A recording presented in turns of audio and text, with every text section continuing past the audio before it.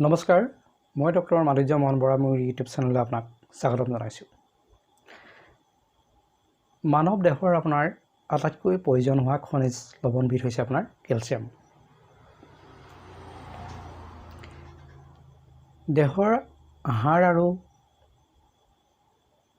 দাঁতৰ বাবে আপোনাৰ প্ৰয়োজনীয় উৎপাদন হৈছে আপোনাৰ কেলচিয়াম।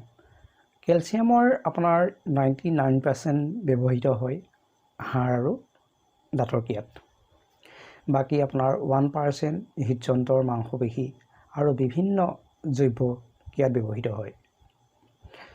ইয়াৰ উপৰি আপোনাৰ মগজু আৰু দেহৰ অন্য অংগসমূহৰ সুসংযোগৰ বাবে স্থাপনৰ বাবে আপোনাৰ এই কেলচিয়াম প্ৰয়োজন হয়।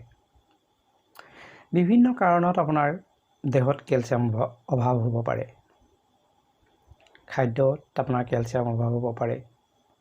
বহুত দিন ধৰি আপুনি যদি কনষ্টিপেশ্যনৰ ৰোগত ভুগি আছে তেতিয়াও আপোনাৰ কেলচিয়াম অভাৱ হ'ব পাৰে। অত্যাধিক আপুনি যদি মদ্যপান কৰে বা কফিন জাতীয় বা কফিন আপোনাৰ চাদা জাতীয় খাদ্য সেৱন কৰাৰ ফলত আপোনাৰ কেলচিয়াম অভাৱ হ'ব পাৰে। বহুত দিন ধৰি আপোনাৰ কিডনিৰ যদি ৰোগত যদি আপুনি ভুগি আছে তেতিয়াও আপুনি কেলচিয়ামৰ অভাৱ হ'ব পাৰে। হাঁপানী ৰোগত যদি ভুগি আছে তেতিয়াও আপোনাৰ কেলচিয়াম অভাৱ হ'ব পাৰে। বমি হ'লে বা আপোনাৰ ভোক কমিলে বা খাদ্য খাওঁতে আপুনি যদি ভালকৈ চোবাই নাখায় তেতিয়াও আপোনাৰ কেলচিয়াম অভাৱ হ'ব পাৰে।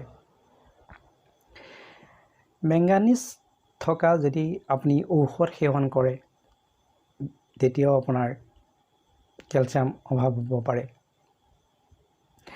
এনেবোৰ লক্ষণেই আছিল আপোনাৰ কেলচিয়াম অভাৱ হ'লে হোৱা। আৰু এই কেলচিয়াম অভাৱৰ ফলত আপোনাৰ কিছুমান ৰোগ হয়। সেই ৰোগবোৰ হৈছে আপোনাৰ ধৰক মানসিক আপোনাৰ অশান্তি হ'ব পাৰে, আপুনি মতিভ্ৰম হ'ব পাৰে, আপোনাৰ নখ থুনুকা হ'ব পাৰে, ছালৰ সৌন্দৰ্য নাইকিয়া হ'ব পাৰে, চুলি গুৰিবোৰ দুৰ্বল হ'ব পাৰে, গাৰ মাংসপেশীৰ বিষ হ'ব পাৰে, মূৰৰ কামৰণি হ'ব পাৰে, স্মৃতিশক্তি দুৰ্বল হ'ব পাৰে ইত্যাদি। এই সকলোবোৰ সমস্যাৰ কাৰণে আজি এটা মই বিশেষ মেডিচাইন লৈ আহিছোঁ যিটোৱে আপোনাৰ বোন ষ্ট্ৰং কৰাত সহায় কৰে। আৰু এই মেডিচাইনটো হৈছে বেকচনৰ আপোনাৰ কেলচিয়েট। আৰু এই মেডিচাইনটো আপোনাৰ 75টা টেবলেট আছে। আৰু এই মেডিচাইনটো প্ৰাইচটো বৰ বেছি নহয়, আপোনালোকে 200 টকাৰ ভিতৰত এই মেডিচাইনটো আপোনালোকে হোমিঅ'পেথিকৰ যিকোনো শ্বপতে পাব। আৰু এই বেকচন কোম্পানীৰ এই যিটো মেডিচাইন আছে এই মেডিচাইনটোত আপোনাৰ 4টা কম্পজিশ্যন কৰি পেলাই এই মেডিচাইনটো বনাইছে। 1 নম্বৰ মেডিচাইনটো হৈছে আপোনাৰ কেলকেৰিয়া কাপ, 2 নম্বৰটো হৈছে আপোনাৰ কেলকেৰিয়া ফ্লৰিকা, 3 নম্বৰটো হৈছে আপোনাৰ কেলকেৰিয়া ফছ, 4 নম্বৰটো হৈছে আপোনাৰ চাইলিচিয়া। 1 নম্বৰ মেডিচাইন আপোনাৰ কেলকেৰিয়া কাপ। এই মেডিচাইনটো আপোনাৰ শিশুৰ ক্ষেত্ৰত, শিশুৰ যদি আপোনাৰ বেছি শকত বা গাত বেছি মাংসপেশী থাকে, শিশুৰ যদি আপোনাৰ ছালৰ যিকোনো সমস্যা থাকে,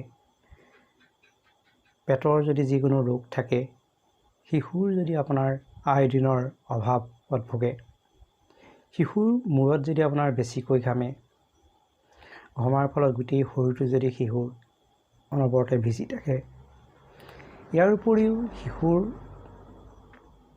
দাঁত গজাৰ সময়ত আপোনাৰ পেটৰ ৰোগ হোৱা, খাবলৈ মন নকৰা, জ্বৰ উঠা ইত্যাদি লক্ষণ দেখুৱায়। আৰু এনেবোৰ সমস্যাৰ কাৰণে এই মেডিচাইনটো আপোনাৰ বেষ্ট হয়। আৰু এই সমস্যাসমূহ নিৰ্মূল কৰিবৰ কাৰণে এই কেলকেৰিয়া কাপ মেডিচাইনটো আপুনি ইউজ কৰিব পাৰে। 2 নম্বৰ মেডিচাইন হৈছে আপোনাৰ কেলকেৰিয়া ফ্লৰিকা। এই মেডিচাইনটো হৈছে প্ৰধান ক্ৰিয়াসমূহ হৈছে আপোনাৰ বোন আৰু গ্লেন আৰু নাৰ্ভ ছিষ্টেম। এই 3টা ছিষ্টেমত এই কেলকেৰিয়া ফ্লৰিকা নামৰ মেডিচাইনটোৱে খুব ভাল কাম কৰে। তেতিয়াও এই মেডিচাইনটোৱে আপোনাৰ খুব ভাল কাম কৰে। শিশুৰ যদি আপোনাৰ অনবৰতে জ্বৰ চৰ্দি হৈ থাকে তেতিয়াও এই মেডিচাইনটোৱে খুব ভাল কাম কৰে।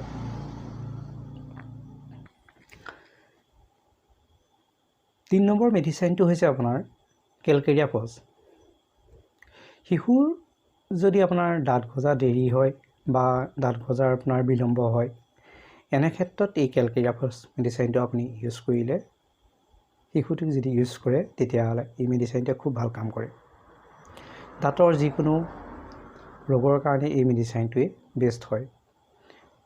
গোটেই শৰীৰত যদি আপোনাৰ বিষ হয়, হাড় বিষ হয়, ক'ৰবাত যদি আপুনি দুখ পায় বা কিবা কাৰণত যদি আপোনাৰ হাড় ভাগিছে, তেতিয়া আপুনি এই হাড় জোৰা লগাবৰ কাৰণে এই মেডিচাইনটো যদি আপুনি ইউজ কৰে, এনে ক্ষেত্ৰত এই মেডিচাইনটোৱে খুব ভাল কাম কৰে। শাৰীৰিক আৰু মানসিক শক্তি যদি আপোনাৰ দুৰ্বল, তেতিয়াও এই ক্ষেত্ৰত এই মেডিচাইনটোৱে খুব ভাল কাম কৰে। অজানিতে যদি আপোনাৰ বিষক্ষয় হয়, আপুনি যদি এনিমিয়া ৰোগত ভুগি আছে, এনে ক্ষেত্ৰতো এই কেলকেৰিয়া ফজ মেডিচাইনটো ইউজ কৰিলে খুব ভাল কাম কৰে। শিশুৰ যদি অনবৰতে আপোনাৰ জ্বৰ বা চৰ্দি হৈ থাকে, তেনে ক্ষেত্ৰত ইউজ কৰিলেও এই মেডিচাইনটোৱে খুব ভাল কাম কৰে। শিশুৰ যদি যিকোনো বস্তু খোৱাৰ পিছত যদি আপোনাৰ বমি হয়, তেতিয়া এই মেডিচাইনটো দুটোপালকৈ দিনটোত দুবাৰ ইউজ কৰিলে এনে ক্ষেত্ৰতো শিশুৰ এনে ৰোগৰ পৰা সুফল পাব পাৰি। 4 নম্বৰ মেডিচাইন হৈছে আপোনাৰ চাইলিচিয়া। এই মেডিচাইনটো আপোনাৰ দীৰ্ঘদিনীয়া ৰোগত ইউজ কৰা হয়। শৰীৰত যদি আপোনাৰ য'তে ত'তে পুজ সদৃশ ফোঁহা হয়, আৰু এই মেডিচাইনটোৰ পৰাই এনে ৰোগৰ পৰা নিৰ্মূল হ'ব পাৰি। ইয়াৰ ফলত যদি আপোনাৰ ঘাম ওলাই অনবৰত ওলাই থাকে, ইয়াৰ লগতে আপোনাৰ শৰীৰৰ হাত, ভৰি, মূৰ, কাণৰ আশে পাশে যদি আপোনাৰ ঘাম ওলাই থাকে, গাত যদি আপোনাৰ খৰ হৈ থাকে, শিশু বা বয়সস্থ লোকৰ যদি যিকোনো যদি ৰোগত ভুগি থাকে, শিশুৰ যদি সদায় আপোনাৰ কাহ হৈ থাকে, পায়খানা কৰোঁতে যদি আপোনাৰ কটা চিঙাৰ নিচিনা বিষ হয়, তেনেবোৰ লক্ষণত এই চাইলিচিয়া মেডিচাইনটো আপুনি ইউজ কৰিব পাৰে। শিশুৱে আপোনাৰ মাকৰ গাখীৰ খোৱাৰ পাছত যদি আপোনাৰ বমি হয়, তেতিয়াও এই মেডিচাইনটো আপোনাৰ শিশুক যদি খুৱায়, তেতিয়াও খুব ভাল লক্ষণ দেখুৱায়। মহিলাসকলৰ যদি মাহেকীয়া ঋতুস্ৰাৱ বা সম্পূৰ্ণ নহওঁতে আপোনাৰ যদি বন্ধ হৈ যায়, তেনে ক্ষেত্ৰত এই চাইলিচিয়া মেডিচাইনটো ইউজ কৰিলে খুব ভাল কাম কৰে। এই কেলচি 8 মেডিচাইনটো আপোনালোকে যদি ইউজ কৰে, তেনেহ'লে এই ডাল্টৰ ক্ষেত্ৰত তেনেদৰে ইউজ কৰিব পাৰিব। এটাকৈ দিনটোত 3 বাৰ খাব লাগিব। আৰু সৰু ল'ৰা ছোৱালীৰ ক্ষেত্ৰত এবছৰৰ ওপৰৰ শিশুৰ কাৰণে ডেইলি এটাকৈ খুৱাব। আৰু এবছৰৰ পৰা আপোনাৰ 3 বছৰৰ ভিতৰত থকা শিশুসকলক এটাকৈ দিনটোত 2 বাৰ খুৱাব। আৰু এই মেডিচাইনটো এনেদৰে আপোনালোকে 3 মাহমান ইউজ কৰিব লাগিব। তেতিয়া আপোনাৰ এই সমস্যাসমূহৰ পৰা আপুনি নিৰ্মূল হ'ব পাৰিব। মোৰ যদি এই ভিডিঅ'টো ভাল লাগিছে, তেনেহ'লে লাইক কৰিব, কমেণ্ট কৰিব আৰু চেনেলটো ছাবস্ক্ৰাইব কৰিবলৈ নাপাহৰিব। ধন্যবাদ।